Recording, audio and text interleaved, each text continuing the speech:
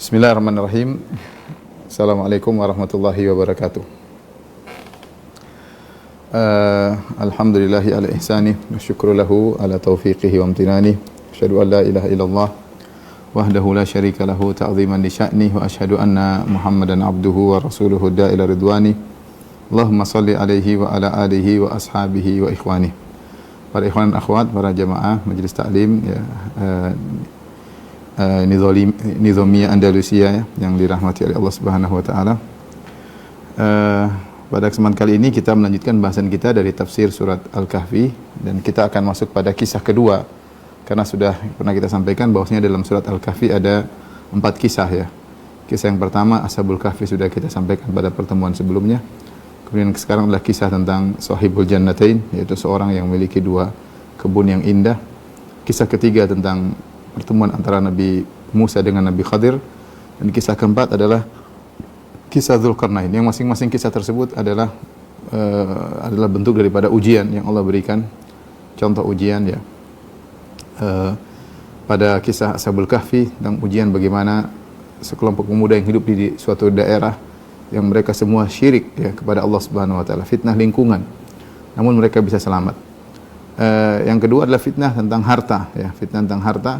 Allah sebutkan tentang 2 orang, yang satu diuji dengan harta, yang satu diuji dengan kekurangan ya. Bagaimana mereka menghadapi ujian tersebut. Nanti pada pertemuan ketiga tentang fitnah ujian ilmu ya, tentang kisah Nabi Musa dengan Nabi Khadir, dan keempat tentang ujian kekuasaan yang dialami oleh Dzulqarnain, bagaimana dia bisa menjalani ujian tersebut dengan baik. Nah, kita masuk pada kisah yang kedua, tentang kisah 2 orang yang Allah sebutkan dalam surat Al-Kahfi ayat 32 dan seterusnya ya. Allah Subhanahu wa taala berfirman, "Wadrib lahum mathalar rajulaini ja'alna li ahadihima jannataini min a'nabin wa hafafnahuma binakhlin wa ja'alna bainahuma zar'a." Dan berikanlah kepada mereka sebuah perumpamaan tentang 2 orang lelaki ya. Kami jadikan bagi seorang di antara keduanya, yaitu yang kafir, kami jadikan bagi dia 2 buah kebun anggur, jannatain min a'nab. Jadi salah satu dari mereka 2 orang itu kafir, dan yang kafir ini kaya. Dia memiliki 2 kebun anggur yang besar ya. Wa hafafnahuma binakhlin, dan kami kelilingkan kedua kebun itu dengan pohon-pohon korma. Jadi kebunnya indah, sudah banyak kebun anggur, kemudian dikelilingi dengan korma. Wa ja'alna bainahuma zar'a, dan di antara kedua kebun tersebut kami jadikan ada zara', yaitu ada ladang, ada tanaman-tanaman yang lain ya. Inilah 2 orang yang Allah sebutkan sebagai kisah kedua dalam surat Al-Kahfi. Allah menyuruh Nabi untuk memberi perumpamaan, wadrib lahum, berilah perumpamaan kepada mereka. Mereka ini maksudnya siapa? Maksudnya adalah orang-orang kafir Quraisy ya, karena surat Al-Kahfi turun Makkiyah, turun di Mekah, yang Nabi SAW menghadapi orang Quraisy yang sombong dengan harta mereka. Bahkan mereka mengejek Nabi SAW karena di antara pengikut Nabi SAW adalah orang-orang miskin, orang miskin. Sampai Allah Subhanahu wa taala menyuruh Nabi bersabar dengan orang-orang miskin tersebut. Kenapa? Karena orang-orang kafir Quraisy mengatakan, "Wahai Muhammad, kalau kau ingin kami beriman kepada engkau, tinggalkanlah orang-orang miskin tersebut." Artinya mereka merasa gerah kalau harus berkumpul dengan orang-orang miskin. Sehingga mereka memberi ide kepada Nabi sallallahu alaihi wasallam, "Wahai Muhammad, kalau kau ingin kami beriman, pembesar-pembesar Quraisy, itu orang miskin minggirkan dulu." Ya. Dan itu syubhat tersebut didengar oleh Nabi sallallahu alaihi wasallam. Maka Allah turunkan ayat untuk mengkokohkan Nabi, kata Allah Subhanahu wa taala dalam surat Al-Kahfi ayat 28 sebelum ini.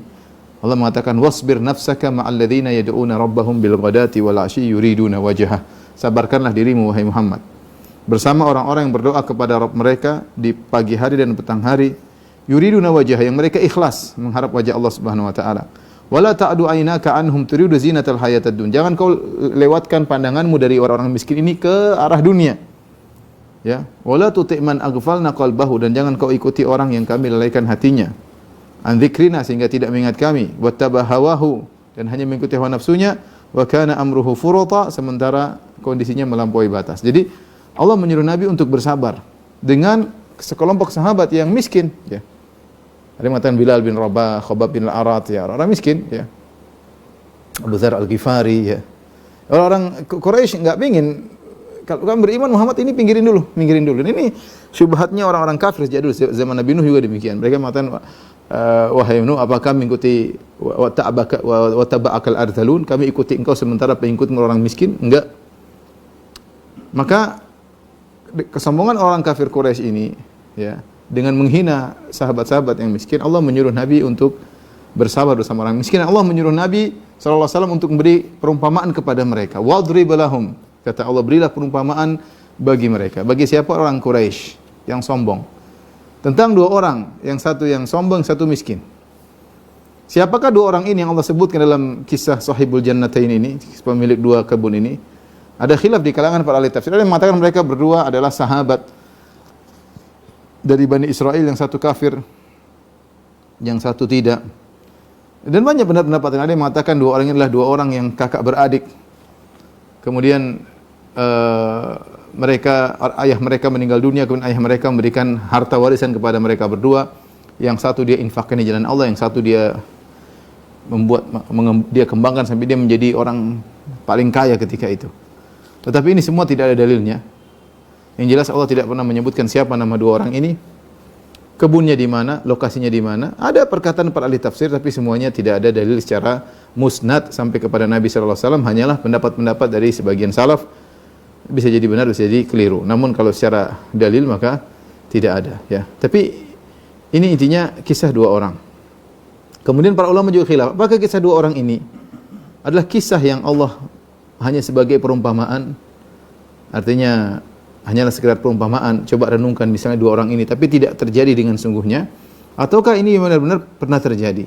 Jumhur ulama mengatakan ini kisah pernah terjadi, meskipun kita tidak tahu siapa dua hakikat orang ini, kebunnya di mana, lokasinya di mana, tapi ini kisah pernah terjadi tentang dua orang, satu diuji dengan kekayaan, satu diuji dengan kemiskinan, ya. Maka Allah sebutkan tentang yang kaya, wadrib lahum mathala rajulaini, berilah perumpamaan kepada mereka orang kafir Quraisy agar mereka bisa merenungkan, ya, tentang dua orang lelaki yang salah satunya kami jadikan bagi dia jannataini, yaitu dua kebun min a'nab, dua kebun anggur. Wa hafafnahuma bin nakhl, kemudian dua kebun anggur tersebut kami lingkari dengan atau kami liputi dengan pohon-pohon korma. Jadi indah. Jadi dia memiliki kebun bukan cuma kebun saja, tapi disertai dengan keindahan. Ya, serta dengan keindahan, kebun anggur di tengah-tengah, di pinggirannya kebun korma. Ya, kita tahu zaman dahulu kalau orang punya kebun orang kaya. Sampai sekarang aja juga yang punya kebun kalau kebunnya luas ya, kaya raya ya. Tapi intinya ini orang kaya ya. Kemudian waja'alna bainahuma zar'a, di antara dua kebun tersebut ada tumbuhan-tumbuhan yang lain. Ada ladang, ada tumbuhan-tumbuhan yang lain, biji-bijian. Ini dua lelaki tersebut. Kemudian Allah Subhanahu wa taala sebutkan tentang dua kebun tadi. Kiltal jannataini atat ukulaha wa lam tadhlim minhu syai'a. Allah jelaskan bagaimana kebun lelaki yang kafir ini. Kiltal jannatain, kedua kebun tersebut, atat ukulaha, ya, selalu menghasilkan buahnya. Itu kebun subur banget, selalu panen, ya. Wa lam tadhlim minhu syai'a, dan tidak berbuat zalim sedikit pun, maksudnya di sini tidak ada kekurangan sedikit pun, tidak ada masa di mana tidak panen, kemudian atau buahnya sedikit. Ini kebun subur melulu, hasilnya selalu maksimal. Sepanjang tahun selalu maksimal. Ya. Jadi Allah benar-benar mengatakan ini kebun ini tidak ada kezaliman sama sekali, artinya Allah berikan kenikmatan yang banyak kepada lelaki ini. Sebagai sindiran kepada sang lelaki, bagaimana Allah Subhanahu wa taala berikan kau kenikmatan tanpa dikurangi sama sekali, sementara engkau tidak mau beribadah kepada Allah Subhanahu wa taala. Kemudian di antara keindahan kebun tersebut kata Allah, wa fajjarna khilalahuma nahara, dan kami alirkan sungai di celah-celah kebun-kebun tersebut. Indahlah. Kita bayangkan kebun ini, kebun anggur, pinggirannya korma, di tengah-tengahnya ada zara, kemudian ada sungai mengalir di sela-selanya. Ada sungai mengalir di sela-selanya. Sehingga lengkaplah keindahan kebun tersebut. Dari sisi keindahan dipandang dengan begitu indah, dari sisi kesuburan kebun tersebut sangat subur. Apalagi Allah mengatakan wa fajjarna khilalahuma nahara, kami alirkan di sela-sela kebun tersebut ada sungai. Saya rasa ini pemandangan yang diinginkan oleh setiap orang sampai zaman sekarang. Ya, betapa banyak orang-orang pergi dari kota-kota yang jauh pergi ke puncak Bogor misalnya. Dari luar negeri datang untuk melihat apa namanya? Natural. Ya, apalagi kalau ada keindahan disertai dengan natural, kemudian ada sungai mengalir, ada mata air yang keluar, indah sekali. Ini dimiliki oleh orang ini, ya, memiliki kebun yang subur disertai dengan keindahan. Kemudian bukan cuma itu saja, kata Allah, wa kana lahu samarun. Dan bahkan orang ini tersebut juga punya samar. Samar ini ada khilaf di kalangan para ulama. Samar apakah dia jamak dari samrah? Samrah artinya buah. Sehingga samar adalah dia memiliki buah-buahan selain anggur dan korma maksudnya. Atau samar maksudnya jamak dari simar. Simar maksudnya harta benda selain buah-buahan. Selain anggur, selain korma, dan pendapat kedua dipilih oleh banyak ulama. Wa kana lahu samarun, jamak daripada simar, yaitu dan dia punya kekayaan yang besar. Jadi bukan cuma anggur dan korma, dia punya emas dan dia punya perak. Jadi orang ini sangat kaya. Faqala li sahibihi wa huwa yuhawiruhu. Maka dia ajak teman yang miskin ini, diajak masuk ke kebunnya. Kemudian dia ngobrol sama temannya. Dia ingin menunjukkan nih hasil jerih payahku selama ini, lihatlah kebunku begitu indah. Ya. Lihat hartaku, ada disebutkan oleh para ulama, dia punya emas, dia punya perak, dia punya budak-budak, dia punya pembantu-pembantu, dia punya onta, dia punya hewan-hewan. Karena samar, jamak daripada simar, itu mencakup kekayaan yang banyak, ya. Berlimpah ruah. Ini orang-orang kaya, ya, kaya. Cuma dia sangat disebutkan tentang kebunnya yang menarik ini. Karena kebunnya bukan, Allah tidak mengatakan kebun anggur doang atau kebun korma doang, tapi Allah sebutkan kebun ini menarik dari sisi bentuknya. Kebun anggur dikelilingi oleh korma, di tengah-tengahnya ada zara, ya, ada tumbuhan yang lain, kemudian di sela-selanya ada sungai. Jadi indah kebun ini. Selain itu dia punya harta benda yang lain pula. Wa kana lahu samarun. Faqala li sahibihi, maka dia berkata kepada kawannya yang miskin, wa huwa yuhawiruhu, dan dia bercakap-cakap dengan kawannya tersebut. Dia ngejek dan dia sombong. Dan inilah namanya kekayaan, sangat mudah membuat orang sombong. Ya. Kita enggak usah bicara kekayaan yang banyak-banyak. Kekayaan sedikit saja orang bisa bikin sombong. Orang bisa sombong dengan bajunya, orang bisa sombong dengan HP-nya, orang bisa sombong dengan kekayaannya, mobilnya bisa jadi angku, merasa tinggi. Kalau beli mobil baru dia merasa dirinya sudah naik pangkat, seakan-akan sudah tinggi. Kalau beli tas baru, apalagi ibu merasa sudah naik pangkat kalau sudah punya tas baru, mereknya merek terkenal padahal KW, ya. Tapi dia sudah merasa naik pangkat, ya. Apalagi ini punya harta, punya kebun. Zaman dahulu mungkin kebun suatu yang sangat berharga. Apalagi seperti di zaman Nabi SAW. Orang kalau punya kebun korma, orang kaya. Orang kalau punya kebun korma, orang kaya zaman dahulu. Ya. Saya bilang sampai sekarang orang punya kebun juga, yang punya kebun sawit kaya raya, yang punya kebun-kebun, ya, komoditi yang bagus, ya, sampai sekarang. Ya. Maka dia sombong. Dan dia menyombongkan dirinya di hadapan temannya yang miskin tadi. Dia datang bawa temannya bukan untuk dia bagi-bagi anggurnya, bukan untuk dia bagi-bagi hartanya, untuk dia pamerkan. Wa huwa yuhawiruhu, dia ngomong sama temannya tersebut, ana aktsaru minka malan, aku lebih banyak harta daripada engkau. Ya jelas temannya miskin. Wa azzu nafara, dan aku lebih banyak pengikutku, anak buahku banyak. Lihat, budak-budakku, pekerjaku, kebun yang luas, budak-budakku, wa azzu nafara, dan aku pengikutku banyak. Ini isyarat. Ini perumpamaan Rasulullah disuruh bacakan kepada orang Quraisy. Orang seperti orang Quraisy, sombong, ya. Abu Jahal sombong. Abu Jahal ketika mendengar Nabi baca firman Allah, alaiha tis'ata asyar, bahwasanya di neraka ada 19 malaikat penjaga, kata dia, gampang. Kita satu, saya lawan 10, yang lain lawan satu-satu. 19 cuma 19 kita lawan, gampang, kita punya pengikut banyak. Ya. Abu Jahal sombong dengan banyak pengikutnya. Ya. Sebagaimana orang Quraisy. Sama orang ini juga. Ana aktsaru minka mala wa azzu nafara. Aku lebih banyak harta daripada engkau, hai kawanku. Wa azzu nafara, dan aku lebih banyak pengikutku. Seharusnya dia sebagai orang yang baik, harusnya dia bagilah kepada saudaranya tersebut, kawannya apalagi, ya. Tapi dia malah ngejek kawannya tersebut, ya. Kata Allah Subhanahu wa taala, wa dakhala jannatahu wa huwa zalimun li nafsihi. Maka dia pun masuk ke dalam kebunnya tersebut, tamannya tersebut, wa huwa zalimun li nafsi, dan dia berbuat zalim kepada dirinya, yaitu dia berbuat kekufuran, dia berbuat kesyirikan. Qala ma adhunnu an tabida hadhihi abada. Dia berkata, menurutku kebun ini tidak akan binasa selama-lamanya. An tabida hadhihi abada, tidak akan binasa, tidak akan hancur kebun ini selama-lamanya. Dia berdasarkan pengalaman pribadinya bertahun-tahun ngurus kebun, selalu karena Allah mengatakan walam tazlim minhu syai'a. Kebunnya tidak pernah kurang. Tidak pernah buahnya kecil, tidak pernah hasilnya sedikit, tidak pernah tidak panen, selalu panen dan hasilnya selalu maksimal. Sehingga dia mengatakan kebun tidak akan rusak. Sudah pengalaman bertahun-tahun kok, kebun tidak akan rusak. Tetapi yang perhatikan sini Allah mengatakan wa huwa zalimun li nafsihi. Dia menzalimi dirinya sendiri. Kenapa dikatakan dia menzalimi dirinya sendiri? Dengan ucapan qala ma adhunnu an tabida hadhihi abada. Dengan ucapan menurutku kebunku tidak akan rusak selama-lamanya, dia telah menzalimi dirinya, dia telah berbuat kesyirikan. Dia telah angkuh, dia telah banyak hal yang buat dikatakan dia menzalimi dirinya sendiri. Pertama, dan ini perkataan berikutnya, saya lanjutkan dulu ya. Wa ma adhunnu sa'ata qa'imatan, dan menurutku hari kiamat tidak akan tegak. Wala irruditu ila rabbi, kalaupun aku dikembalikan kepada Tuhanku, la ajidanna khairam minha munqalaba. Maka aku akan pasti mendapat tempat kembali yang lebih baik daripada kebun-kebun ini. Jadi Allah Subhanahu wa taala menyebutkan dia telah berbuat zalim kepada dirinya dengan 3 pernyataannya. Pertama, dia mengatakan kebun ini tidak akan rusak selama-lamanya.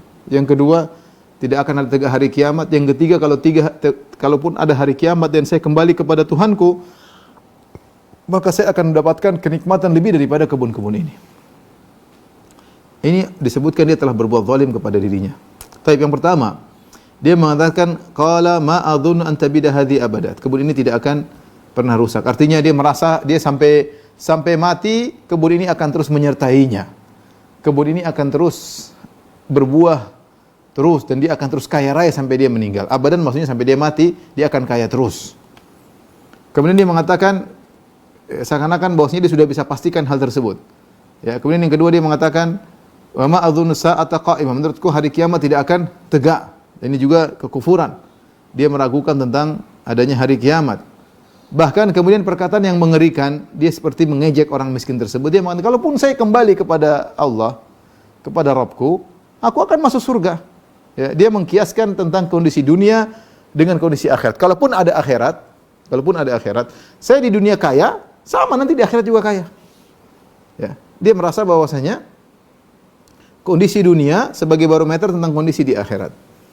Inilah kesalahan yang fatal. Ya, di akhirat tidak mesti dibangun di atas kondisi ekonomi di dunia. Kita tahu orang Islam meyakini bahwasanya harta tidak menunjukkan sesuatu. Bisa jadi orang kaya, orang kafir diberi kekayaan, bisa jadi diberi kemiskinan. Hanyalah yang menjadi barometer adalah ketakwaan. Ya, betapa banyak orang yang kaya raya di dunia, di akhirat menjadi hina dina. Allah berkata khafidhatun rafi'ah. Allah merendahkan dan Allah mengangkat. Artinya ada orang yang di dunia mereka tinggi, pada hari kiamat Allah rendahkan. Dan ada orang di dunia mereka rendah, pada hari kiamat Allah tinggikan.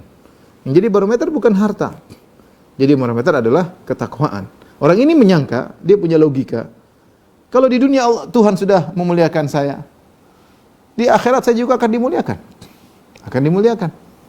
Ya, sehingga dia mengatakan wala irruditu ila rabbi, kalau saya dikembalikan kepada Allah, ya, maka la ajidanna khairan minha munqalaba, aku akan mendapati yang lebih indah lagi dari kebunku di dunia ini. Ini 3 perkataan yang Allah katakan wa huwa zalimun li nafsihi. Dia telah berbuat zalim kepada dirinya. Kenapa dikatakan dia berbuat zalim kepada dirinya? Para ulama menyebutkan karena dengan perkataan tersebut berarti dia ragu tentang hari kebangkitan. Dan ragu terhadap hari kebangkitan merupakan kekufuran, dan orang kafir akan kekal dalam neraka jahanam selama-lamanya. Ketika dia mengatakan wa ma adhunnu sa'ata qa'imah, menurutku hari kiamat tidak akan tegak, ragu tentang adanya hari kiamat, ya. Ini membuat dia terjerumus dalam kekufuran dan dia akan masuk neraka kalau dia tidak bertobat kepada Allah selama-lamanya. Berarti dia telah berbuat zalim kepada dirinya. Dengan mencelakakan dirinya di hari akhirat berarti dia zalim kepada dirinya. Jadi semua orang yang melakukan maksiat disebut dia zalim kepada dirinya. Kenapa zalim? Di antaranya karena dia telah membuat dirinya bisa terpapar kepada neraka jahanam. Ya.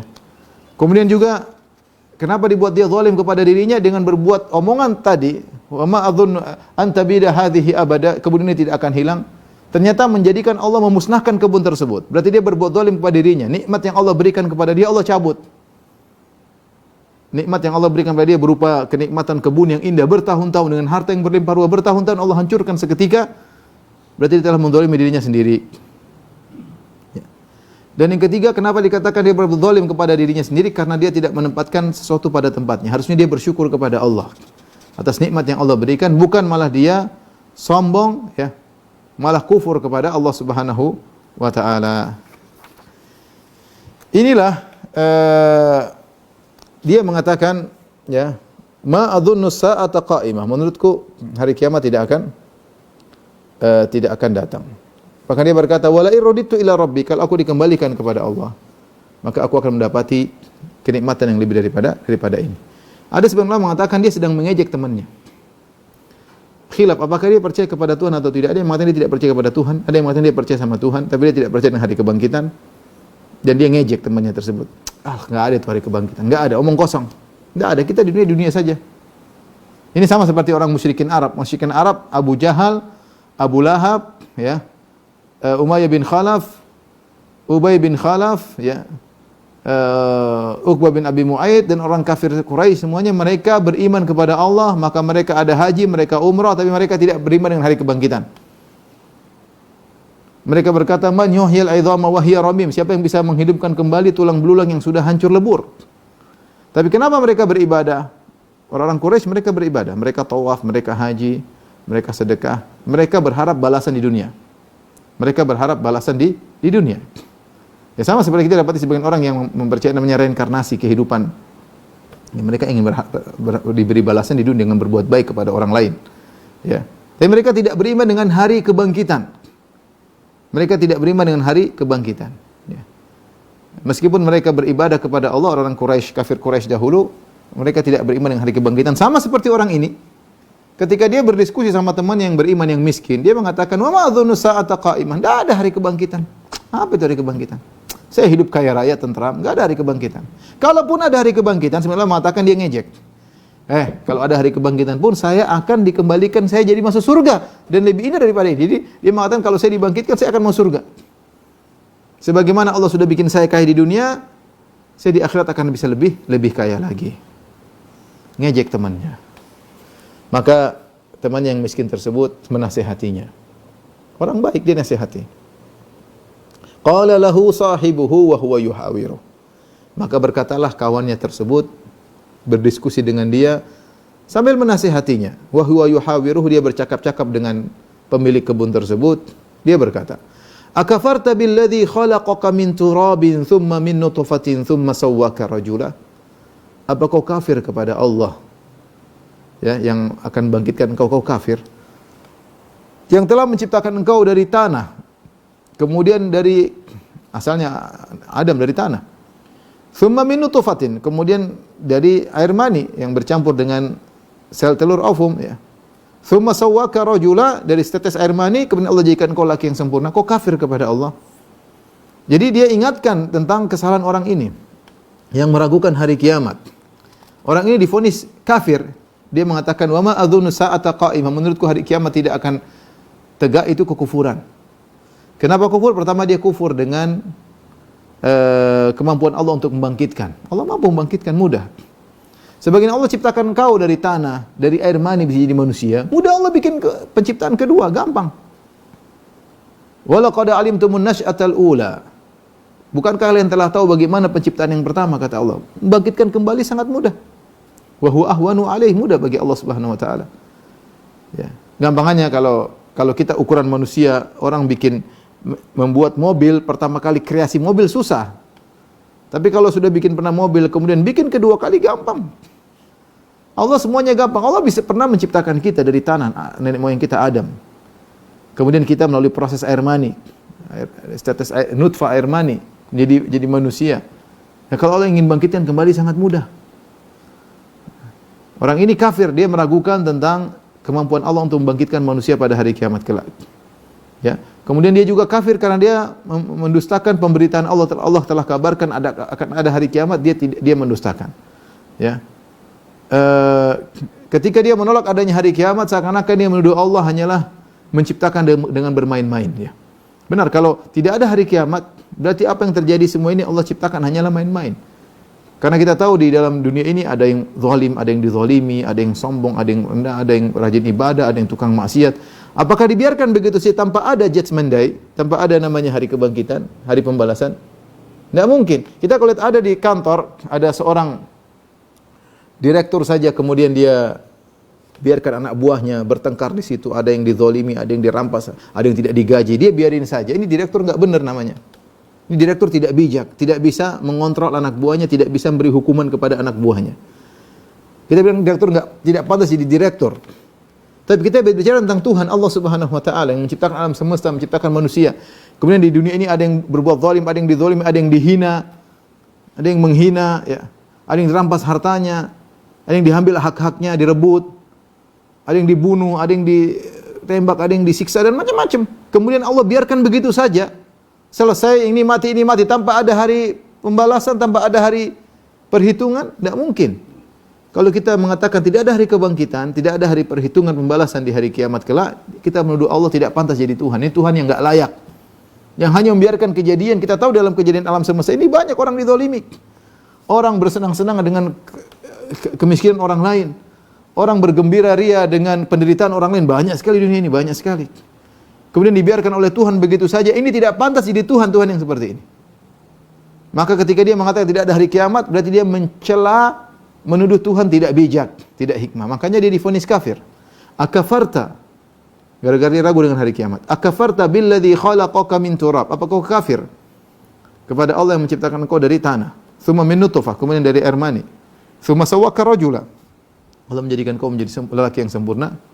Ya, dinasihati oleh orang tersebut. Ya. Orang tersebut mengatakan, lakinnahu wallahu rabbi wala usyriku bi rabbi ahada. Akan tapi aku percaya, dialah Tuhanku, Allah adalah Rabbku, dan aku tidak akan berbuat syirik sama sekali kepada Tuhanku. Ya. Pernyataan dia bahwasanya Allah tidak akan tidak akan membangkitkan manusia kembali, tidak ada hari kiamat, ya. Divonis oleh teman yang miskin, ini merupakan kesyirikan. Aku tidak akan seperti engkau berbuat syirik. Kenapa dikatakan dia telah berbuat syirik? Sebenarnya mengatakan karena keyakinan Allah tidak akan membangkitkanlah kekufuran. Kufuran adalah syirik, sama. Kufur syirik sama saja. Ini sebagian mazhab mengatakan lafal syirik dan kufur itu maknanya sama. Ya. Seperti dalam hadis Nabi, man halafa bi ghairillah faqad kafar au asyrak. Siapa yang bersumpah dengan nama selain Allah maka dia telah kufur atau berbuat syirik. Jadi kufur sama syirik sama saja. Seperti juga dalam hadis, laisa bainal abdi wa baiнаsyirki au bainal kufri illa tarkus salat. Tidak ada antara seorang hamba, pembeda antara seorang hamba dengan kesyirikan atau kekufuran kecuali dengan meninggalkan salat. Ada yang mengatakan laki ini selain divonis kufur, divonis juga dengan kesyirikan karena dia menyangka Allah tidak mau membangkitkan manusia. Ketika Allah tidak mau membangkitkan manusia berarti Allah lemah. Kalau Allah lemah berarti Allah sama dengan makhluk-makhluk yang lemah. Sehingga berarti telah mensekutukan Allah, menyamakan Allah dengan makhluk yang lemah. Dan kita tahu namanya syirik adalah menyamakan Allah, mensekutukan Allah. Menduakan Allah dalam sisi sama-sama lemah. Atau dia mengatakan bahwasanya Allah Subhanahu wa taala tidak mampu mengatur kebunnya, sehingga dia mengatakan ma adzunnu an tabida hadhihi abada. Kebunku tidak akan rusak selama-lamanya, seakan-akan Tuhan tidak punya urus campur dengan kebun dia, ya. Dengan demikian bahwasanya dia telah melakukan kesyirikan karena seakan-akan ada selain Allah yang berjalan dengan sendirinya di alam semesta ini tanpa kendali Allah, dan inilah bentuk kesyirikan. Intinya orang ini mengumpulkan kekufuran dan mengumpulkan kesyirikan. Temannya mengatakan aku tidak seperti engkau. Akafarta billadzi khalaqaka min turabin thumma min nutfatin thumma sawwaka rajula lakinnahu wallahu rabbi wala usyriku bi rabbi ahada. Adapun Allah adalah Tuhanku dan aku tidak berbuat syirik, tidak seperti engkau, tidak seperti engkau. Dia nasihati lagi, terus dia nasihati kesempatan. Dan ini perkara yang menakjubkan, ini orang miskin tapi dia nasihati temannya yang kaya raya. Dia nasihati. Ya dia tulus, ya. Orang miskin kadang-kadang enggak enak menasihati orang kaya, ya. Apalagi kalau dikasih-kasih sama orang kaya tersebut. Ini orang miskin dia nasihati. Kawan jadi nasihati. Siapa tahu dapat hidayah. Dia nasihati dengan tegar dia nasihati. Meskipun dia diejek. Meskipun dia dihina oleh kawannya tersebut, dipanggil untuk pergi ke kebun bukan untuk dibagi-bagi, untuk dipamer-pamerin. Ente miskin, saya kaya. Anak buah saya banyak, ente enggak punya apa-apa. Jadi dia diejek. Ini temannya sombong. Tapi meskipun dia mungkin marah, ya, tapi lisannya tidak berhenti dari menasihati. Iya, memang kau kaya tapi saya tidak syirik. Kau syirik, saya tidak syirik. Kau kaya tapi kau kafir, aku tidak kafir. Seorang izah merasa bangga dengan iman yang dia miliki. Ya, sebagian orang miskin ini, dia bilang, iya, saya mungkin miskin, kau kaya, tapi ingat, kau kafir, saya tidak kafir. Kau musyrik, saya tidak musyrik.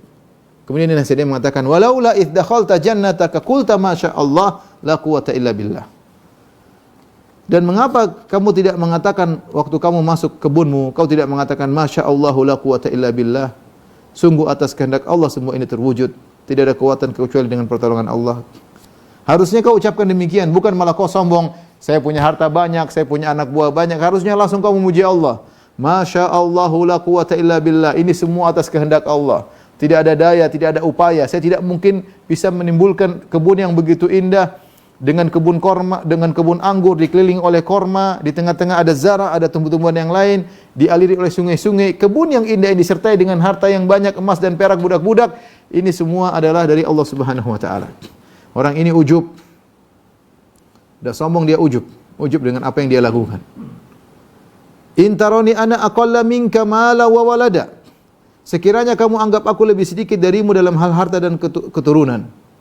Fa asa rabbi an yu'tiyani khairan min jannatik. Maka dia berkata, semoga Allah memberikan kepadaku lebih baik daripada kebunmu. Dunia atau di akhirat. Allah akan berikan kepadaku lebih baik daripada yang kau punyai. Wa yursila 'alayha husbanan minas sama'. Dan bisa jadi Allah turunkan kepada engkau husban. Turunkan kepada kebunmu husban. Husban yang mengatakan husban adalah azab, ya. Yang sudah ditentukan oleh Allah. Yang mengatakan husban maksudnya halilintar yang turun dari langit untuk membakar kebunmu. Minas sama' fatusbiha sa'idan zalaqa. Dan akhirnya kebunmu tadi menjadi tanah yang licin. Ya. Dan ini pelajaran. Kemudian dia berkata lagi, au yusbiha ma'uha ghauran falan tastati'a lahu talaba. Atau Allah turunkan azab kepada hukuman kepada kebunmu. Jadilah air yang mengalir di kebunmu, sungai-sungai, yusbiha ma'uha ghauran, maka airnya pun surut masuk ke dalam tanah, tidak lagi sungainya. Falan tastati'a lahu talaba, dan kau tidak bisa mengalirkan lagi air di kebunmu. Jadi dia nasihati temannya tadi. Pertama, jangan kau ujub. Ini semua keberhasilan dari Allah Subhanahu wa taala. Ini pelajaran bagi kita. Jangan sekali-sekali kita mencoba untuk menonjolkan diri kita dalam segala keberhasilan kita, keberhasilan apapun. Jangan sekali-sekali mengatakan karena saya begini, karena saya rajin, karena saya pintar, karena saya berusaha. Kita selalu mengatakan masya Allah la quwwata illa billah. Alhamdulillah, dengan karunia Allah, kemudian dengan sebab saya begini, saya dimudahkan oleh Allah Subhanahu wa taala. Jangan sekali-sekali kita mencoba mengangkat diri kita. Kapan kita mengangkat diri kita untuk menunjukkan keberhasilan kita, itulah ujub. Itulah ujub. Seakan-akan kita punya peran dalam keberhasilan kita. Padahal semuanya adalah la haula wala quwata illa billah. Masya Allah la haula wala quwata illa billah. Semuanya kehendak Allah, tidak ada kekuatan, tidak ada daya upaya dari Allah Subhanahu wa taala. Makanya di antara sunnah, kalau kita kagum dengan apa yang kita miliki, entah rumah yang bagus, entah motor yang indah, entah mobil yang indah, kita bilang masya Allahu la quwwata illa billah. Jangan lupa bilang itu. Dia bilang, wah lihat, ini motorku, saya sudah kumpul uang lama, ini saya karena begini, karena saya kerja, itulah ujub. Sama seperti pemilik kebun ini. Ya. Kita terkadang enggak sadar, kita sudah bekerja, kita terpukau dengan apa yang kita lakukan. Ya. Entah dalam segala hal, ya, bukan cuma perkara duniawi. Misalnya seorang berdakwah kemudian yang hadir rame, dia terpukau, dia merasa dirinya hebat. Dia lupa itu dari Allah Subhanahu wa taala. Atau dia nulis buku, dia lihat bukunya luar biasa indah, dia ujub. Selalu langsung ingat kepada Allah. Jangan dia merasa itu karena kehebatan dia. Jangan, dalam segala hal. Ya. Jangan dia punya bengkel misalnya, oh, bengkel saya sudah rintis sekitar 10 miliar nih bengkel. Rintis 20 tahun perjuangan. Ya, dia kayaknya menyandarkan kepada dirinya. Inilah ujub. Inilah penyakitnya sahibul jannatain. Pemilik dua kebun ini. Ujub dengan apa yang dia lakukan. Sehingga dia lupa kepada Allah Subhanahu wa taala. Dia lupa mengatakan masya Allahu la quwwata illa billah. Masya Allah la quwwata illa billah. Ya. Ketika teman yang miskin ini dihina, Dia bilang, "In tarani ana aqalla minka mala walada." Engkau melihat aku memang lebih sedikit harta dan lebih sedikit anak-anak. Tapi dia berkata, "Fa asa rabbi ayyutiyani khairan min jannatik." Bisa jadi Allah memberikan aku lebih baik daripada kebunmu. Dan ingat, wa yursila alayya husbana, dan bisa jadi Allah kirim kepada kebunmu husban. Husban dua tafsiran. Tafsiran pertama mengatakan husban adalah hukuman yang telah ditentukan. Ada yang mengatakan husbanan adalah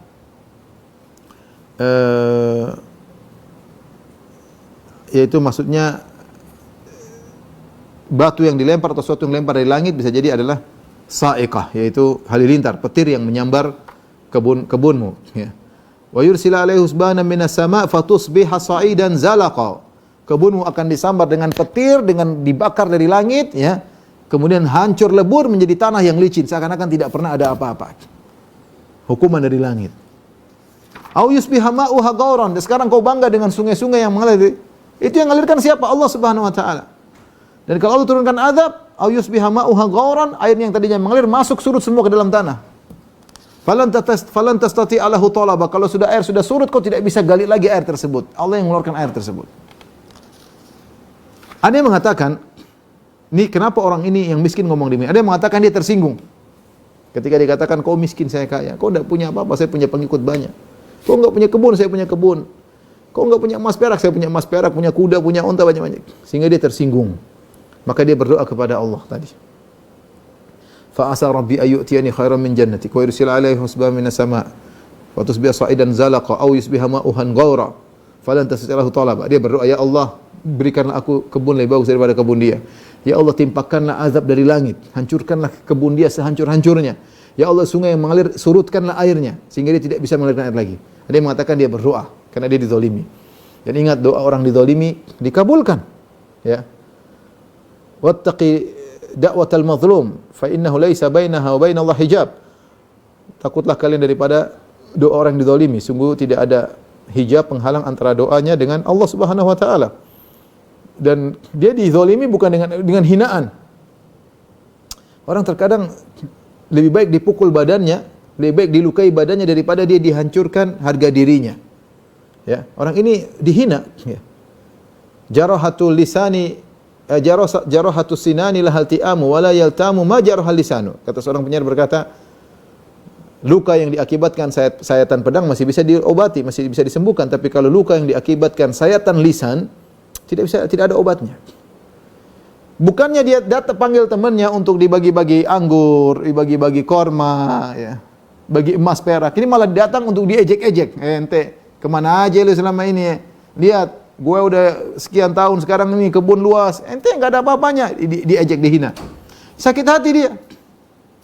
Tapi kemana ketika dia sakit hati? Dia hanya serahkan kepada Allah Subhanahu Wa Taala. Dia serahkan, maka dia berdoa. Bisa jadi Allah berikan aku lebih baik daripada kebunmu. Yang kedua, Allah hancurkan kebunmu. Ya akhi, takutlah kepada orang yang zalimi. Dia angkat tangan. Ente bisa habiskan dia, ente bisa rendahkan dia, ente bisa hina-hina dia. Dia angkat tangan kepada Allah. Kalau dia bertakwa, dia angkat tangan minta kepada Allah. Allah akan hukum engkau terkadang tanpa kau sadari. Betapa banyak orang berbuat zalim, dia dihukum, subhanallah. Dihukum dengan perlahan-lahan oleh Allah Subhanahu wa taala sehingga dia merasa itu bukan hukuman, dia merasa itu natural terjadi. Padahal dia sedang dihukum oleh Allah. Ini banyak saya lihat kejadian seperti ini. Dia zalimi orang, biar lihat saja nanti bagaimana 20 tahun lalu, 30 tahun lalu, 30 tahun kemudian, 20 tahun kemudian, lihat apa yang terjadi pada dirinya. Dia akan hancur lebur, hancur. Tetapi ketika Allah menghancurkan dia, terkadang perlahan. Sanastadrijuhum min haitsu la ya'lamun wa umli lahum inna kaidi matin. Kata Allah, kami akan istidraj, biarkan dia. Pelan-pelan. Inna kaidi matin, sungguhnya tipu dayaku sangat kokoh. Betapa banyak orang dia berbuat zalim kepada orang lain. Ketika Allah beri hukuman, dengan dia semakin jatuh, semakin tersiksa, semakin menderita, dia merasa itu natural. Dia tidak mengkaitkan bahwasanya penderitaan yang dia terima itu akibat kezaliman dia kepada orang mungkin 10 tahun lalu, mungkin 20 tahun lalu, enggak. Waliyadzubillah. Makanya hati-hati ikhwan, jangan menzalimi orang. Wanita jangan menzalimi wanita yang lain, jangan sombong. Dia kalau angkat tangan berdoa kepada Allah, dia menangis di sepertiga malam yang terakhir, binasa kita. Binasa kita. Ya, banyak kisah-kisah seperti banyak ya. Saya tahu ada seorang wanita ya, dia dizalimi, dia cerita sama istri saya. Dia berdoa kepada Allah. Dia bilang, ya Allah, jangan jadikan orang ini jangan diterima dimanapun. Subhanallah, orang ini pintar, saya tahu orangnya, tapi tidak diterima dimanapun sampai sekarang. Dia berdoa kepada Allah dengan sungguh-sungguh. Oleh karena hati-hati, jangan dolimi orang, jangan dolimi wanita, jangan dolimi anak kecil, jangan dolimi orang miskin, jangan dolimi orang rendahan, jangan dolimi siapapun. Ya, jangan dolimi siapapun. Nanti diberi kelebihan bukan untuk disombongkan. Ya, lihat orang ini ketika dia marah, dia mengadu kepada siapa? Mengadu ke penguasa nggak bisa, siapa mau dengar dia? Dia mengadu kepada Allah Subhanahu wa taala. Ya, dia mengadu kepada Allah. Kalaupun Allah tidak balas di dunia, Allah akan balas di akhirat dengan mengerikan. Wala tahsabannallaha ghafilan amma ya'malu dzalimun innama yu'akhirum liyaumin tashkhasu fihil absar. Jangan kau sangka Allah lalai dari orang-orang perbuatan orang-orang yang zalim. Allah tidak balas di dunia. Innama yu'akhiruhum, Allah tunda liyaumin tashkhasu fihil absar. Allah akan balas di hari di mana mata mereka akan terbelalak. Ketakutan kepada Allah Subhanahu wa taala. Ini pendapat pertama, bahwasanya lelaki miskin ini setelah dia diejek, dihina, maka dia berdoa kepada Allah agar dihancurkanlah kebun temannya tersebut. Ini pendapat pertama. Pendapat kedua mengatakan tidak. Dia sabar, makanya dia nasihati temannya tersebut supaya dia sadar. Tetapi dia kabarkan kalau kamu begini bahaya. Justru dia kabarkan itu untuk menyadarkan temannya tersebut. Ya. Menyadarkan temannya tersebut. Tapi temannya tidak berubah. Sang orang kaya tidak berubah. Allah berfirman, apa yang terjadi setelah itu? Ya, dia mengabarkan, saya khawatir kalau kamu begini terus nanti kebunmu akan hancur. Saya khawatir nanti kamu begini. Saya khawatir. Temannya cuek aja, terus mengejek dan menghinanya. Kata Allah, wa uhita bi thamarihi fa asbaha yuqallibu kaffaihi ala ma anfaqa fiha. Maka dan harta kekayaannya dibinasakan. Semuanya bi thamarihi, semua kekayaannya uhita bihi. Wa uhita bi thamarihi, itu diliputi. Artinya tidak ada sedikit pun dari hartanya yang tersisakan. Tidak ada satu biji anggur pun yang selamat. Tidak ada satu butir kurma pun yang selamat. Tidak ada kuda yang dia miliki, onta dia miliki, emas, perak, semuanya hancur. Dikirim oleh Allah Subhanahu wa taala, ya, halilintar dari langit menghancurkan itu semuanya. Makanya Allah mengatakan wa uhita bi thamarihi. Uhita artinya dikepung. Tidak ada yang bisa lolos. Seluruh kekayaan dia hancur. Fa asbaha yuqallibu kaffaihi, maka setelah dia melihat hartanya sudah hancur, entah mungkin berapa lama kemudian, ya, dia bolak-balikkan kedua tangannya. Fa asbaha yuqallibu kaffaihi, maka dia bolak-balikkan kedua tangannya. Ya, menunjukkan tanda menyesal. Habis. Ya. Alama anfaqa fiha, terhadap apa yang telah dia belanjakan, betapa banyak harta yang dia keluarkan yang untuk dia kesombongan, untuk kebunnya, untuk emas peraknya, semuanya ludes. Wahya khawiyatun ala urushiha, semuanya hancur, ya. Ya. Semuanya hancur rata dengan tanah. Wa yaqulu ya laitani lam usyrik bi rabbi ahada. Kemudian dia menyesal, dia mengatakan seandainya aku tidak berbuat syirik kepada Rabbku, tidak mensekutukan Rabbku dengan siapapun. Seandainya aku tidak berbuat syirik, itu terlambat. Kata Allah, walam takul lahu fi'atun yansurunahu min dunillah. Dan tidak ada lagi bagi dia segolongan pun yang akan menolongnya. Enggak ada budak-budaknya, anak buahnya, enggak ada yang bisa. Kalau Allah sudah turunkan azab, enggak ada yang bisa tolong. Allah sudah turunkan hukuman, tidak ada yang bisa tolong. Wa ma kana muntasira, dan tidak bisa membela dirinya. Hunalikal walayatu lillahil haq. Di sanalah pertolongan itu hanya dari Allah yang hak. Kalau Allah tidak tolong, enggak bisa. Wa khairun thawaban wa khairun uqba. Dialah sebaik-baik pemberi pahala dan sebaik-baik pemberi balasan. Ya. Kalau Allah beri ganjaran yang terbaik, kalau Allah beri siksaan juga yang paling parah. Makanya kata Allah Subhanahu wa taala, fa yauma idzil la yu'adzibu adzabahu ahad. Pada hari kiamat kelak tidak ada yang bisa mengadab seperti adabnya Allah. Wala yuthiqu wathaqahu ahad, tidak ada yang bisa membelenggu seperti belenggunya Allah. Kalau di dunia saja Allah kasih hukuman, enggak ada yang bisa selamatkan, apalagi di akhirat kelak, ya. Khilaf di kalangan para ulama. Orang ini bagaimana, pemilik kebun ini? Apakah dia sadar atau tidak? Zahirnya dia sadar. Karena kata Allah Subhanahu wa taala, wa uhita bi thamarihi fa asbaha yuqallibu kaffaihi ala ma anfaqa fiha wa hiya khawiyatun ala urushiha wa yaqulu ya laitani lam usyrik bi rabbi ahada. Ya, dia bolak-balikkan tangannya, dia mengatakan seandainya tidak berbuat syirik. Seakan-akan nasihat dari temannya yang miskin tersebut mengenai dia, membuat dia sadar. Tapi kapan dia sadar? Setelah ludes semuanya, baru dia sadar. Setelah ludes semuanya, baru dia sadar. Inilah perumpamaan yang Allah suruh Nabi SAW ceritakan kepada orang-orang Quraisy, Abu Jahal, Abu Lahab, dan teman-temannya agar mereka sadar bahwasanya kesombongan ke harta yang mereka miliki tidak akan menyelamatkan mereka jika sudah tiba waktunya. Tidak akan menyelamatkan mereka sama sekali. Ya. Dan memberi peringatan bahwasanya kekayaan bukan merupakan barometer kebenaran. Bukan berarti orang kalau punya harta banyak berarti dia benar, dicintai oleh Tuhan, tidak harus. Betapa banyak orang kaya raya, sangat super kaya raya, jadi dibenci oleh Allah Subhanahu wa taala. Contohnya ini laki ini. Hartanya tidak walam tazlim minhu syai'a, hartanya tidak pernah kurang, panen selalu full. Tidak pernah panennya buruk, tidak pernah. Harusnya dia digunakan kenikmatan tersebut bersyukur kepada Allah, tidak, tapi digunakan untuk sombong. Maka ingat ikhwan dan akhwat yang rahmati Allah Subhanahu wa taala, manusia diuji dengan kekayaan dan kemiskinan. Kata Allah Subhanahu wa taala, kullu nafsin dha'iqatul maut. Wa nabluukum bisyarri wal khairi fitnah wa ilaina turja'un. Setiap yang bernyawa pasti merasakan kematian. Dan kami menguji kalian dengan bisyarri wal khairi fitnah. Kami uji kalian dengan keburukan, kami uji kalian dengan kebaikan sebagai fitnah. Ada orang diuji dengan kemiskinan, kekurangan, tidak ada harta benda, dengan sakit, ya, dengan tidak punya anak misalnya.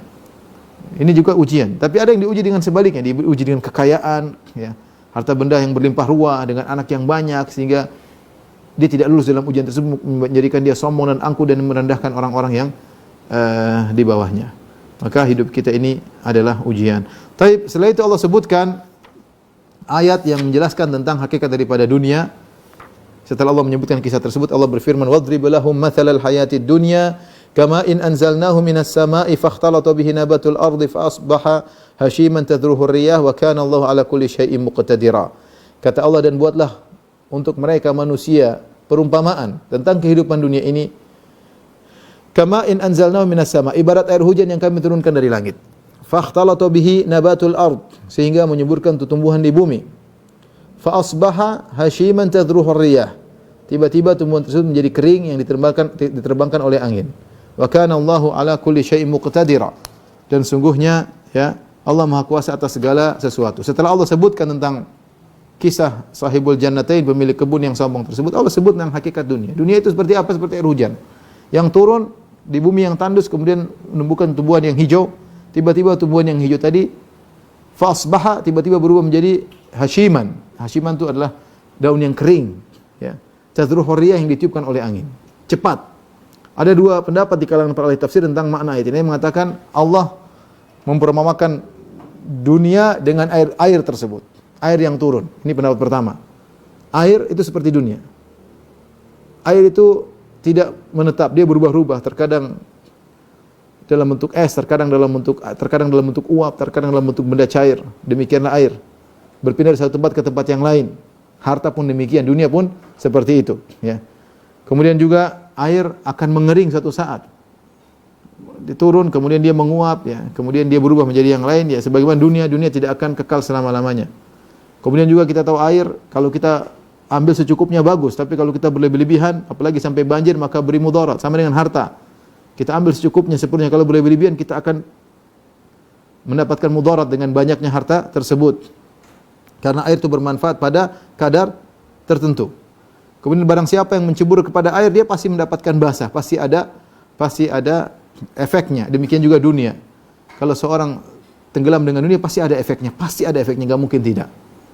Jadi ulama mengatakan Allah menyamakan dunia dengan air. Dari sisi tadi air tidak menetap, berubah-ubah, air bisa kering. Kemudian orang yang masukkan tangannya ke air pasti basah, bajunya pasti basah. Dengan dunia pun demikian, semakin dia menceburkan, dia semakin basah. Kemudian air bermanfaat pada kadarnya. Kalau kebanyakan banjir sama dengan harta. Ada kadarnya cukup, kalau berlebihan maka akan memberi mudarat. Pendapat kedua, dan ini pendapat yang lebih tepat, Allah tidak menyamakan dunia dengan air hujan.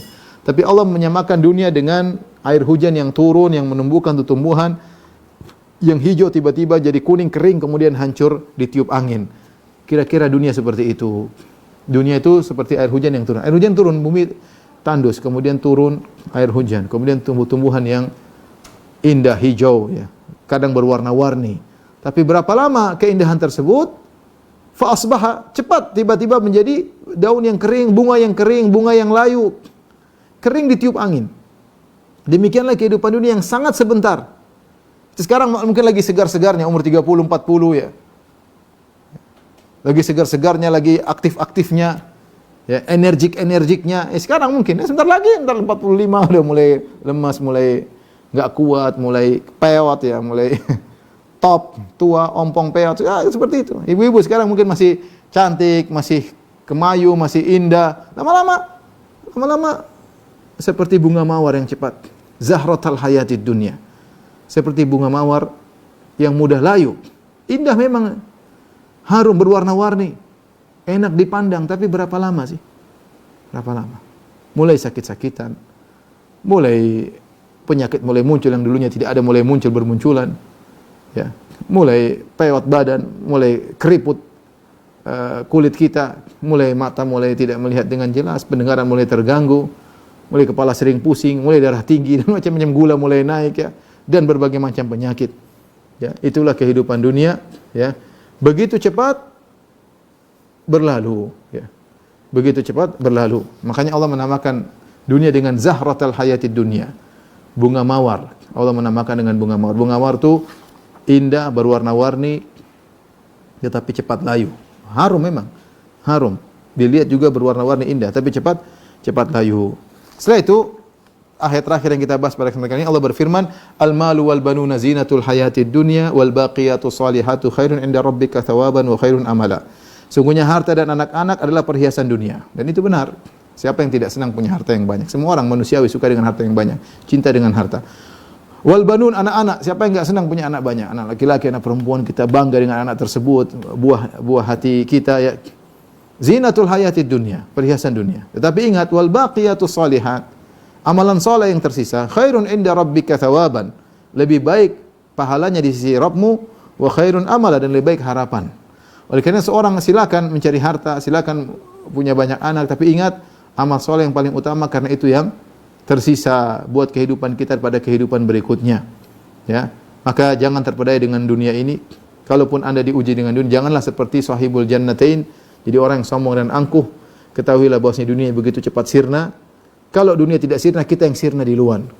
Betapa banyak orang bangun bangunan yang mewah, dia hidup cuma sebentar. Terkadang bangunannya jadi dia meninggal dunia. Terkadang bangunan dia bangun, belum dia tempati dia sudah meninggal. Dan banyak kejadian seperti itu, banyak. Dia hanya menikmati, mencicipi setelah dia berjuang dengan begitu luar biasa. Dia mencicipi sebentar, kemudian dia meninggal dunia. Nikmati orang-orang setelahnya.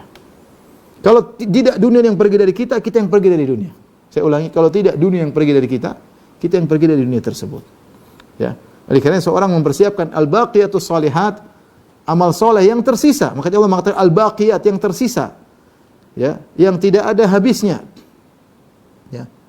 Subhanallah, saya ketemu dengan seorang kawan, seorang dokter waktu kemarin ada ada yang meninggal, kemudian ada kawan saya dokter datang. Kemudian saya bilang, "Dok, terima kasih, Dok. Jauh-jauh datang ke sini mau ngelayat ya." Jauh, dokter jauh. Kata dokter tersebut, "Ya Ustaz, ini amal soleh Ustaz. Ini amal soleh. Tidak ada capek, ini amal soleh," kata dia. Dan itu perkataan dokter tersebut masuk ke hati saya. Dia bilang, "Ini amal soleh Ustaz. Tidak ada capek. Nanti kalau saya masuk alam barzah, saya yang pertama kali menikmati. Ya. Semuanya pergi, ini amal soleh bersama saya nikmati di alam barzah sebelum hari kebangkitan. Di alam barzah, begitu saya dikubur, saya langsung menikmati. Jadi tidak ada capek bagi saya Ustaz, ini amal soleh." Maka seorang yang terpedaya dengan dunia ini, yang akan kita tinggalkan atau akan meninggalkan kita, maka al-baqiyatus salihat, amal soleh yang tersisa, itu akan menemani kita di kehidupan kita selanjutnya yang sangat panjang dan sangat panjang tiada penghujungnya. Wallahul musta'an. Demikian saja kawan-kawan dari Nizamiyah Andalusia yang dirahmati Allah Subhanahu wa taala. Kalau ada yang bertanya saya persilakan. Wallahu taala alam bisawab.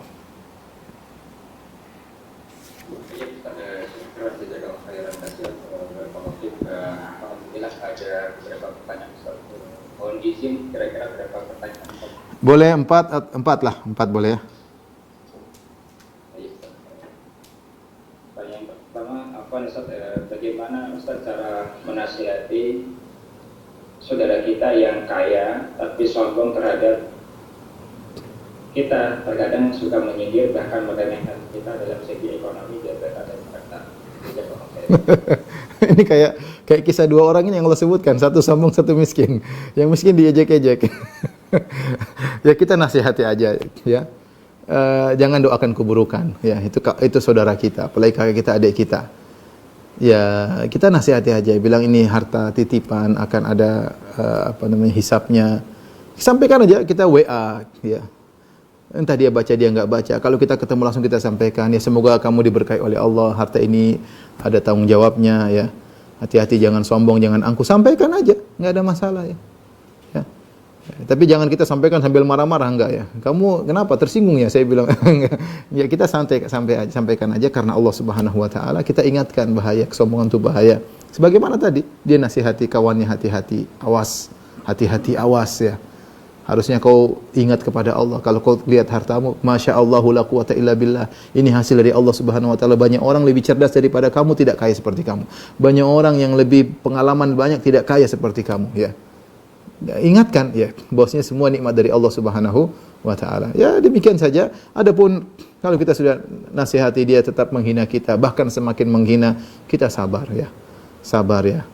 Kalau perlu kita kirimkan ceramah tentang kisah ini, siapa tahu dia nonton ya. Bisa tahu, siapa tahu dapat hidayah. Allah alam bisawab. Ini pada syukuran dari Bapak yang berikutnya, Ustaz mohon nasihatnya.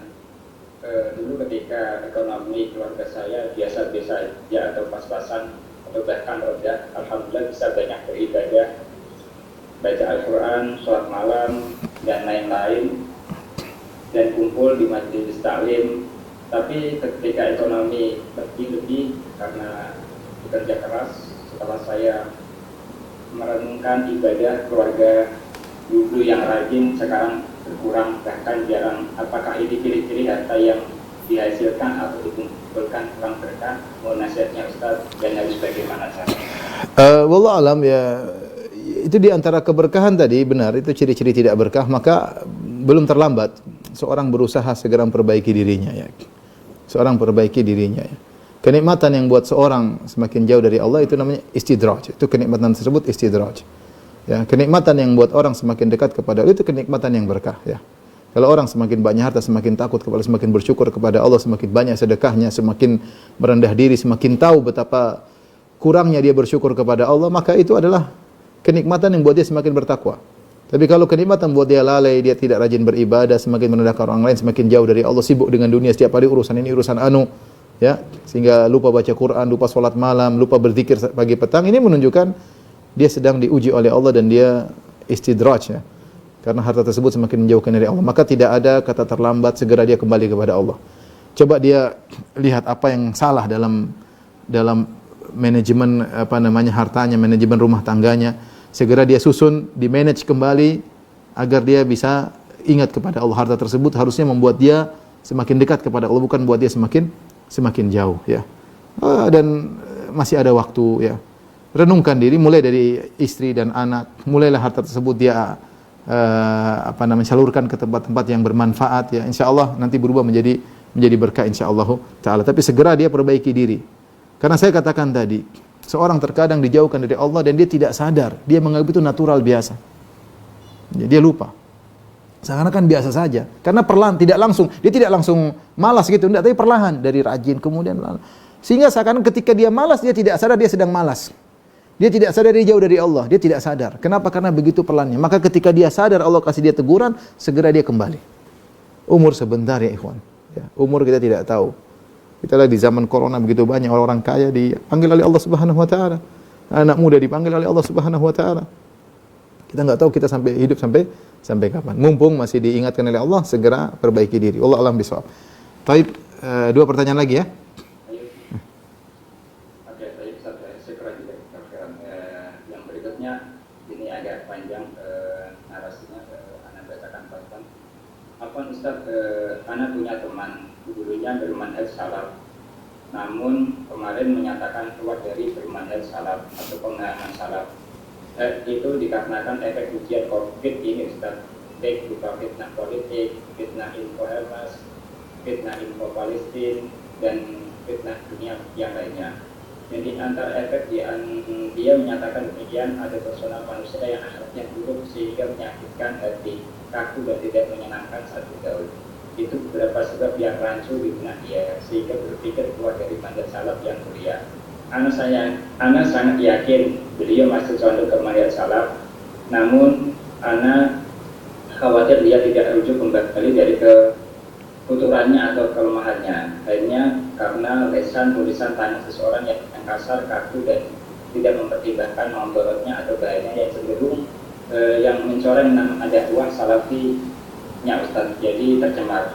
Apa nasihatnya yang pas buat permasalahan ini Ustaz? Kiat-kiat dan langkah apa yang harus kami lakukan untuk membantu mengembalikan teman saya ke pemahaman yang baik lagi? Kita bilang bahwasanya manhaj salaf adalah manhaj para sahabat. Beda dengan oknum. Saya oknum, si fulan yang menyakiti hati juga oknum, ya. Tidak semua oknum bisa menerapkan manhaj salaf, manhaj yang termulia, manhaj para sahabat. Bukankah yang kita sampaikan bagaimana sahabat yang mulia, bagaimana ketakwaan mereka, bagaimana tentang kesabaran mereka, bagaimana tawaduknya mereka, terlalu banyak yang kita ceramahkan. Kita sendiri belum bisa mempraktekkan. Kita belum tentu bisa menjalankan, bahkan terkadang kita menyelisih apa yang kita sampaikan. Makanya berat memang berdakwah dengan manhaj salaf karena kita mendakwakan suatu yang sempurna. Suatu dakwah yang sempurna. Kita sendiri kadang tidak bisa melakukannya. Ya, betapa banyak orang mengatakan jangan sombong-sombong, dia sendiri sombong. Kadang kita berkata harus lemah lembut sama orang, ternyata kita kasar. Kadang kita jauh-jauh kasar sama keluarga kita sendiri, belum kasar kepada teman, kasar kepada istri, kasar kepada anak, kasar kepada suami, ya. Oleh karena kita hanya bisa nasihati, kita bilang ya akhi atau ya ukhti, bahwasanya manhaj salaf manhaj yang mulia, ya. Manhaj yang mulia karena manhaj para sahabat. Tidak ragu bahwasanya para sahabat, lihat baca tentang bagaimana kisah para sahabat, bagaimana ketakwaan mereka, bagaimana pengorbanan, bagaimana dunia rendah di mata mereka. Adapun kau mungkin disakiti orang, itu oknum. Masih ada oknum-oknum yang lain. Oknum ini jelek, masih banyak oknum yang lain, ya. Nah, saatnya kita tunjukkan bahwasanya kita oknum salafi yang tidak seperti oknum yang tadi. Maka dekati, lemah lembut, berdoa kepada Allah Subhanahu wa taala, ya, agar dia kembali kepada manhaj yang benar. Itu yang bisa kita lakukan, ya. Hidayah di tangan Allah Subhanahu wa taala. Tapi kita bisa jelaskan bahwasanya seharusnya manhaj salaf itu manhaj yang termulia, ya.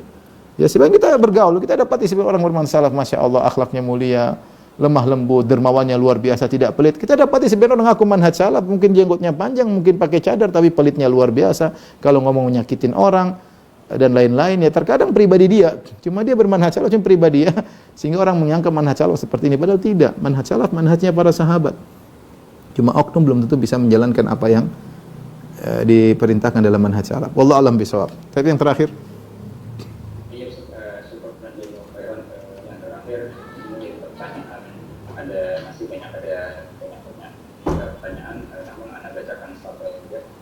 apa Ustaz lebih baik mana Ustaz orang kaya yang bersyukur dengan orang miskin yang bersabar menghadapi ekonomi yang masa pandemi seperti ini, seperti yang kaya? Kalau kita melihat dalil, ya tentunya masing-masing punya kelebihan, ya. Allah menjadikan sebagian orang-orang kaya dan mereka bersyukur. Nabi Sulaiman alaihissalam, kemudian Nabi Daud raja dan nabi kaya raya, ya. Famnun au amsik bi ghairi hisab, kata Allah kepada Nabi Sulaiman, kau mau bagi-bagi hartamu, kau mau simpan, tidak ada hisab bagimu, karena saking takwanya Nabi Sulaiman alaihissalam. Para sahabat demikian, ada yang kaya raya seperti Utsman bin Affan kaya raya, ada Abdurrahman bin Auf kaya raya, ya. Nabi-nabi yang miskin juga ada, Nabi Zakaria miskin, ya. Nabi Muhammad SAW secara kehidupannya kebanyakannya miskin. Nabi Muhammad SAW, Nabi Isa miskin, disebutkan dia tidak punya rumah, dia pergi satu tempat ke tempat menyampaikan dakwah, kemudian pindah ke tempat yang lain, berjalan mengelilingi untuk berdakwah kepada Allah SWT. Miskin Nabi Isa alaihissalam, ya. Sehingga kita dapati bahwasanya di dunia ini ada orang kaya pilihan Allah menjadi hamba yang bersyukur, dan juga orang miskin pilihan Allah menjadi hamba-hamba yang pilihan Allah, miskin namun bersabar, susah dan bersabar. Mana yang paling baik di antara keduanya, ya? Yang paling baik di antara keduanya, kata Ibnu Taimiyah rahimahullah, yang paling bertakwa. Siapa yang dengan hartanya lebih bertakwa daripada miskin dengan sabarnya, maka yang kaya tersebut lebih baik. Atau sebaliknya, siapa yang dengan sabarnya lebih cepat bertakwa dalam kemiskinannya, ketakwaannya lebih tinggi daripada syukur sang kaya, maka dia lebih baik. Jadi siapa yang lebih bertakwa, itu yang paling utama. Inna akramakum indallahi atqakum. Sungguh yang paling mulia di sisi Allah yang paling bertakwa. Nah, ukuran takwa ini suatu hal yang tidak bisa kita lihat, kita enggak tahu, ya. Ini yang tahu hanyalah Allah Subhanahu wa taala. Intinya, mana yang lebih baik, miskin bersabar atau kaya yang bersyukur, itu bukan pilihan kita. Kalau kita bisa milih, saya akan pilih kaya bersyukur. Tidak gampang menghadapi kemiskinan, tapi kenyataannya kebanyakan orang diuji dengan kekayaan tidak lulus. Kebanyakannya. Makanya Nabi mengatakan, "Tala'tu ala ahlil jannah fa ra'aitu aktsara ahliha al-fuqara." Aku melihat penghuni surga, kebanyakan penghuni orang miskin. Artinya apa? Banyak orang diuji dengan kemiskinan, dia lulus. Banyak orang diuji dengan kemiskinan, dia lulus. Dan banyak orang diuji dengan kekayaan, tidak lulus. Karena kesombongan sangat rawan dengan kekayaan. Tidak bersyukur sangat rawan. Kita harta banyak, mau kita hisapnya setengah mati. Ya.